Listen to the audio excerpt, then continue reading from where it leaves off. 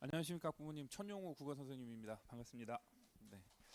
아마 이제 합격 축하 얘기는 이제 많이 들으셨겠지만 그래도 저도 이제 첫 번째 설명해 드리니까 이제 합격을 축하드린다는 말씀을 일단 먼저 드리고요. 이제 저는 이 두각학원에서 서울예고 국어 수업을 하고 있고요. 그 다음에 이제 뭐 아이들 2학년 올라가면 또 수능 공부할 수 있게 2학년 수능반 수업도 같이 하고 있고요. 저에 대한 소개를 좀 간단하게 먼저 드리자면 얼굴이 지금 저보다 더 크게 나왔네요. 네.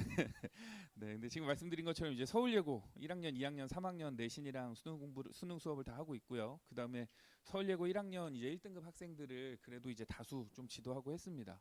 아마 선배들한테 많이 들어보셨겠지만 서울예고 1등급 받는 게 정말 어렵습니다. 2등급 받는 것도 쉽지 않고 1등급 받는 것도 되게 쉽지 않은데 그래도 고맙게도 또 제 아이들이 1등급 받는 아이들이 있어서 그렇게 1등급 아이들 지도를 했었고요. 그다음에 현재 두각학원이랑 그다음에 이제 재수종합반에서 또 당장 이제 며칠 후에 수능 치르게 될 아이들과 지금 수능 공부 열심히 하고 있습니다. 네, 그래서 제 소개는 일단 이 정도 하고요. 요 문구는 이제 제가 이번 설명회 때 우리 학부모님들이 겨울 방학부터 내신까지 어떤 흐름으로 아이들 공부의 계획을 짜셔야 될지에 대한 가장 큰 명제라고 해야 될까요? 그런 의미여서 한번 이제 눈에 담아두시면 좋을 것 같고요. 제가 이제 설명드릴 내용은 차례에 이제 적혀 있는 것처럼 이제 제 소개는 간단하게 했고요. 그 다음에 서울예고 국어시험의 특징이 어떠한지 사실 내신 기간이 되면 더 자세하게 설명을 드리겠으나 지금 이제 시간 제한상 가장 중요한 가장 핵심적인 포인트 요것만 몇 개 말씀을 드리고요. 그 다음에 이제 서울예고 국어 고득점 전략인데요. 이게 말이 이렇게 이야기하니까 고득점 전략이 되게 특별한 것 같잖아요. 근데 서울예고 시험은 그 어느 학교보다도 고득점 전략이 되게 단순합니다. 근데 아이들이 그걸 잘 못하거나 아니면 그것을 잘한다고 하더라도 그 전 단계의 어떤 능력 획득이 안 돼서 성적이 좀 덜 나오는 경우인데 요거 먼저 요거 설명을 드리고요. 그다음에 이제 방학 때 있을 우리 예비고일 특강 제 수업의 특징 요거 말씀을 드리고 그다음에 전반적으로 이제 내년까지 쭉 이어질 개괄적인 수업들 설명을 드리겠습니다. 그럼 다음으로 넘어가면요. 서울예고 국어 이제 킬링 포인트라고 제가 적어놓긴 했는데 크게는 이렇게 세 가지입니다. 근데 이 세 가지를 이해하시는 데 있어서 첫 번째 전제로 까셔야 될 게 뭐냐면 우리 아이들 국어 능력, 공부 능력 어떻다고 생각을 하시나요? 막 떨어진다 이렇게 걱정하지 않으셔도 됩니다. 우리 아이들 공부 잘합니다. 제가 서울예고 아이들 가르친 게 대치동에서는 한 6년 정도 되고요. 그 이전에도 다른 지역에서 또 서울예고 아이들 가르쳤었는데 아이들 공부 잘하죠. 근데 조금 더 정확하게 말씀드리면 잘한다기보다는 잘할 수 있는 역량을 충분히 가지고 있는 아이들입니다. 근데 그 아이들이 고등학교 올라와서 실기를 병행하면서도 내신 쪽으로 방향을 크게 두냐 아니면 수능 쪽으로 방향을 크게 두냐 혹은 양쪽을 다 잡기 위해서 또 조금 더 치열하게 더 공부하냐 여기에 따라서 국어적인 능력 신장이 계속 이루어지는데요. 어찌됐건 제가 경험한 아이들은 대부분 국어적인 능력 자체는 좋은 편이어서 학습 능력 자체는 그래서 신경 써서 공부하면 그것이 이제 결과로서 조금 눈에 띄게 나타나는 그런 특징들을 가지고 있습니다. 그래서 서울예고 아이들은 뭐 아주 긴 호흡이 아니더라도 한 몇 개월 정도의 호흡으로 생각을 하면 그 결과가 좀 눈에 띄는. 그래서 예를 들어 지금 이제 현재 2학년이죠. 그 3학년 될 아이들인데 걔네들도 저랑 같이 한 6개월 정도 공부하고 나서부터 뭐 예를 들면 5등급이었던 친구가 모의고사에서 한 3등급 초반 정도 그다음에 한 3등급 받던 친구들이 한 1등급 정도 이렇게 성적이 잘 올라가더라고요. 그래서 저는 아이들의 그런 가능성을 전제로 말씀드리는 거고요.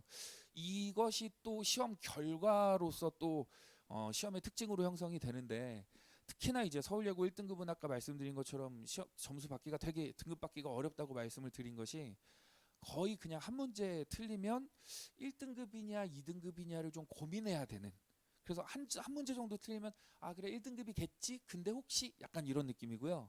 두 개 틀리면 이제 그때부터는 이제 막 살벌하게 이제 내가 2등급일까 3등급일까 이런 고민을 좀 해야 되는 그렇게 점수가 되게 상당히 높게 형성이 됩니다. 그래서 한마디로 말씀드리면 정확하게 맞춰야 되고 절대 실수하면 안 되는 시험인데 그럼에도 불구하고 시험 자체는 학생들이 되게 헷갈리거나 점수를 깎아먹을 수 있는 요소들을 많이 가지고 있어요. 근데 그 중에서 가장 큰 특징이 어떤 거냐면 일단 두 번째부터 먼저 설명을 드리겠습니다. 시험에서 시간 압박이 대단히 심합니다. 이게 학교 시험의 가장 큰 특징이에요. 대부분의 이제 학교들은 내신 시험 문제가 한 26문제에서 28문제 많으면 30문제 정도 안에서 구성이 됩니다. 그걸 한 50분 정도 동안 푸는 거고요. 시험지 나눠주고 뭐 하고 하는 시간들을 다 빼면 대략 한 45분 정도 동안 한 30문제 안쪽에서 문제를 풀어내는데, 서울예고는 기본적으로 32문제에서 34문제입니다. 많을 때는 36문제까지 나올 때도 있고요. 그래서 대부분의 학생들이 시간 부족함을 호소합니다. 특히나 이런 훈련이 안 돼 있고, 그 다음에 여기에 대한 어떤 준비나 대응도 전혀 없는 채로 바로 시험에 들어가면 첫 번째 시험에서는 무조건 시간 없어서 틀리는 경우. 그래서 요 적절한 준비가 안 되면, 아 내가 서술형을 시험지에는 적어놨는데 그 답안지에다 못 옮겨 적었어요, 뭐 이런 얘기들 되게 많고요. 마음이 급해서 좀 틀리는 경우 있고요. 그래서 이거는 아주 전형적인 시험의 특징이기 때문에, 요 특징이 1학년 때는 너무나 당연했었고, 한 3년 전에는 2학년 시험은 안 그랬는데 작년부터 2학년 시험도 이런 형태로 바뀌었습니다. 그래서 우리 아이들이 최대한 빨리 풀어낼 수 있게, 시간 압박을 극복하고 실수하지 않으면서 최대한 문제를 빨리 풀어낼 수 있게 내신을 준비하는 것, 그리고 내신 전 단계에서 대비하는 것, 이것이 이제 대단히 중요하고요. 그 다음에 이렇게 시간 압박이 있는 상황에서도 시험 문제는 큰 틀에서 핵심적인 것만 묻지 않고 정말 세부 내용들을 물어보는 문제들이 있습니다. 그래서 실제로 거의 지문을 암기하다시피 아주 세부 내용을 외워야 되고요. 그 다음에 특정 단어라거나 지문에 있는 단어라거나 어구를, 빈칸을 뚫어서 거기에 들어갈 말을 쓰라 그러거나 적절한 걸 고르라고 이야기를 합니다. 그래서 가장 큰 틀의 핵심적인 내용부터 아주 세세한 특정 단어까지 우리 아이들이 정말 꼼꼼하게 공부해야 되는 시험이죠. 그래서 아까 말씀드린 것처럼 한 문제 내지 두 문제를 틀리는데 시간 없어서 실수 나온다, 그리고 세부 내용 못 외워서 틀린다, 그러면 이제 등급이 안 나오는 겁니다. 그래서 정말 예민한 시험이기 때문에 중간고사 때 잘 봤다고 하더라도 기말고사 때 또 조금 부족하면 또 등급이나 석차 떨어지고요. 그래서 전반적으로 안정적으로 계속 꾸준하게 받는 아이들이 많지 않고 조금씩 등락이 있기 때문에 내신 따기가 어렵다고 그러는 거예요. 그래서 시험의 특징이 이러하고요. 더군다나 이러한 시험에서 특히 올해입니다. 올해 특징은 학교 선생님이 작년 시험 범위에 비해서 시험 범위도 또 줄였어요. 왜 그러신지는 모르겠는데 시험 범위를 줄여버렸습니다. 그래서 예를 들면 1학기 중간고사 기준으로는 기존에 있던 한 개 단원 정도가 빠지고요. 뭐 프린트가 빠지고, 문법도 의문의 변동 전체였었는데 한 절반 정도만 들어가고, 이렇게 되니까 범위는 줄어들죠. 아이들 학습 능력은 그래도 좋은 편이죠. 경쟁은 더 치열해지는데 점수대가 높아질 확률은 높고, 그 안에서 시험은 조금 더 예민하고, 이런 형태라고 보시면 될 것 같습니다. 표정들이 점점 어두워지시네요.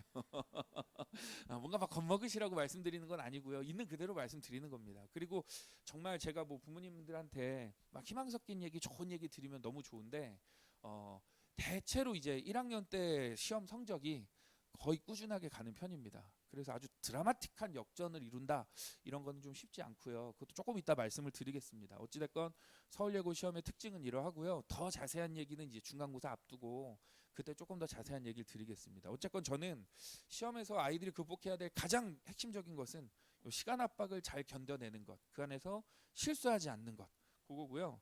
그 다음에 이런 것들이 이제 잘 볼 수 있는 아주 단순한, 아까 말씀드린 고득점 전략은 요겁니다. 지금 요 내용들은 요쪽에 있는 게 지금 올해 현재 1학년 1등급 받고 있는 친구고요. 이 친구는 1학년 1학기를 100점 97점, 이번 2학기 중간고사 97점 받고 있는 학생인데, 이번 2학기 중간고사 끝나고 제가 물어봤을 때 이제 시간 부족했다고 했어요. 친구들이 그랬다는 겁니다. 본인은 이제 훈련을 잘해서 시간이 많이 부족하진 않았지만 이게 대부분의 경우고요. 그래서 이건 그냥 제 주장이 아니라 학생들의 의견도 이러하다라는 거 말씀드리려고 넣어놨고요.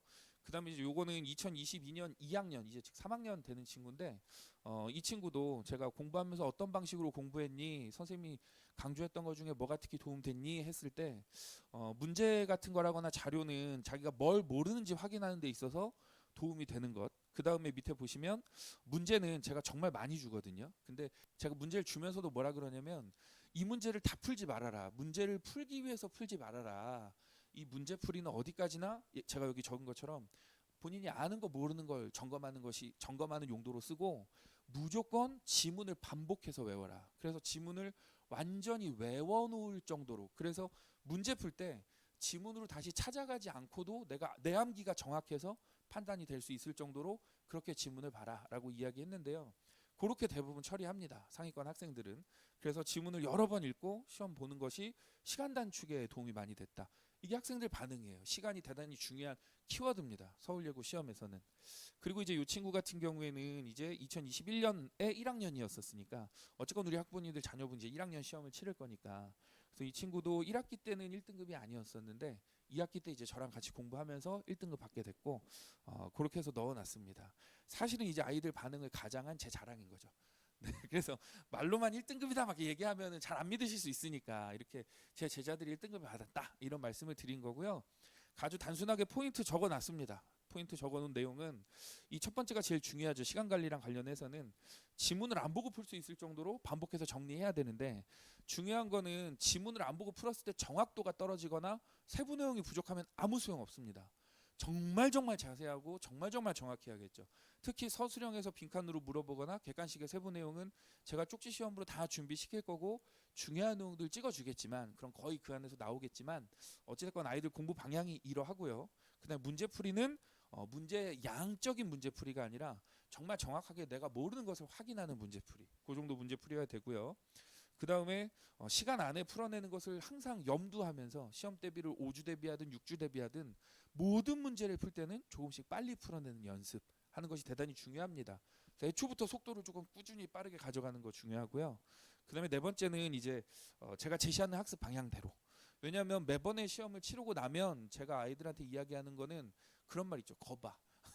내 말이 맞잖아. 뭐 이런 겁니다. 예를 들면 올해 시험 같은 경우에는 모의고사에서 화법과 작문 학력평가 시험에서 그 지문을 학교에서 주고요. 그 다음에 그 지문을 가지고 시험에서 출제를 합니다. 근데 아이들은 이제 화작이 처음 시험 볼 때는 익숙하지도 않고 뭔가 낯설고 이러니까 되게 복잡하게 공부하려고 그러는데, 제가 너네 여기다 많은 시간 들이지 말고 정답이 정확히 뭐고 여기서 크게 문제가 달라지지 않을 거니까 지문만 열심히 봐. 문제 거의 똑같은 느낌으로 나올 거니까 너무 많은 시간 들이지 마. 이렇게 코치를 해주면 거의 그렇게 나왔습니다. 그래서 제가 서울예고를 뭐 한 해 두 해 한 것은 아니기 때문에 어떤 경향과 어떤 흐름으로 나올지는 정확히 알고 있어서 딴짓거리 안 하고 그냥 하라는 방향대로 잘 따라오면 좋은 결과를 낼 수 있을 겁니다. 그래서 아까 말씀드린 것처럼 고득점 전략이라는 게 별거 없죠, 사실. 그래서 훈련입니다. 훈련. 그래서 다시 한번 정리해서 말씀을 드리면, 애초에 공부 수행 능력이 뛰어난 학생들이다. 근데 그 학생들의 경쟁이 대단히 치열하기 때문에 세밀한 부분에서 등급과 점수 차이가 발생하는데, 그 세밀한 부분의 변수들이라고 하는 것이 시간 그리고 세부적인 내용이다.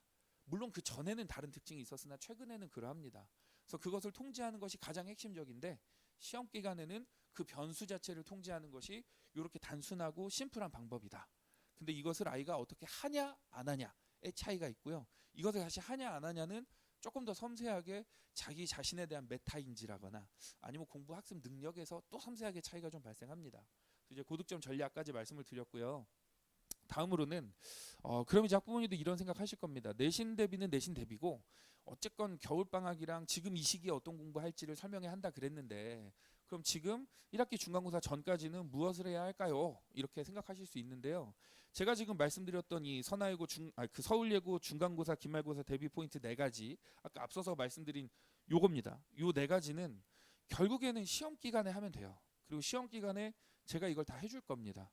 그래서 요거는 전부 다 외우고 그때 그 시험 범위를 놓고 그 시험 범위 안에서 꼼꼼하게 보고 반복하고 속도 연습하면 되고 그렇게 되는데, 제가 최초에 말씀드린 것처럼 지금 이 시기에는 이 명제에 따라야 된다고 저는 생각을 합니다. 능력은 암기에 선행한다. 내신 때는 암기가 훨씬 많은 비중을 차지하죠. 아까 말씀드린 것처럼 지문을 반복해서 보는 것도 사실은 지문을 이해하고 암기하는 거예요. 그 비중이 엄청나게 큽니다. 근데 암기만 잘하고 능력, 국어적인 능력 자체가 조금 떨어지는 친구들 하고 능력을 갖춘 채로 암기 능력이 뛰어난 친구들은 거기서 차이가 또 발생하는 거죠. 그래서 저는 이 시기에는 능력 기르는 것이 당연히 맞고요. 서울예고는 더더욱 그래야 한다고 생각을 합니다. 그래서 저는 능력을 기르는 것에 초점을 두고 아이들을 지도를 할 텐데, 어쨌건 저는 이제 서울예고 아이들만 있는 반이잖아요. 그래서 제가 할 수 있는 것이 어떤 거냐면, 학교 시험이 속도감 있게 빠르게 문제 풀 것을 요구한다면 그것을 지금부터 훈련시키겠다. 그래서 빠르게 푸는 거는 결국 모의고사든 수능에서도 아이들이 닥치는 문제거든요. 그래서 그걸 최대한 빨리 미리 연습을 해서 내신에서도 수능에서도 시간에 대한 적응력을 만들어내는 것, 그것이 가장 중요하지 않을까라는 방향성을 잡았습니다. 근데 이러한 수업은 다른 학교가 섞여 있거나 아니면 다른 수준의 아이들이 섞여 있으면 할 수가 없어요. 근데 이제 저는 정확하게 서울예고 아이들 내신의 방향성과 수능의 방향성이 일치하기 때문에 이렇게 빠른 정보 처리 훈련을 특화한 수능 국어 실전 학습을 방학 전까 그 내신 전까지 진행을 하려고 합니다. 그래서 지금 큰 틀들은 제가 여기다가 적어 놓았고요. 어쨌건 말씀드린 것처럼 저는 현재 이제 수능 지도하고 있는 사람이고요. 이제 뭐 저는 수능 가르칩니다. 우리 1학년 아이들 수능 중요해요. 수능이에요 하면서도 가만히 따지고 보면 그 선생님은 1학년만 수업하거나 내신만 수업하거나 그런 선생님들도 계십니다. 근데 그런 분들보다야 아무래도 현재 수능을 함께 재수생과 갖고 있는 제가 수능에 대한 감각이 좀 뛰어나지 않을까. 네, 전 뛰어나다고 자신하지만 제가 뛰어납니다 이렇게 말하면 또 뭔가 또 조금 그럴 수 있으니까 제가 뛰어나지 않을까 이렇게 조심스럽게 말씀을 드리고요. 어찌됐건 그래서 저는 수능 국어에 대해서 현재 정확하게 최신 경향이라거나 중요한 트렌드를 알고 있고요. 그 다음에 제가 우리 서울예고 아이들을 1학년만 가르치고 끝내는 사람이 아니잖아요.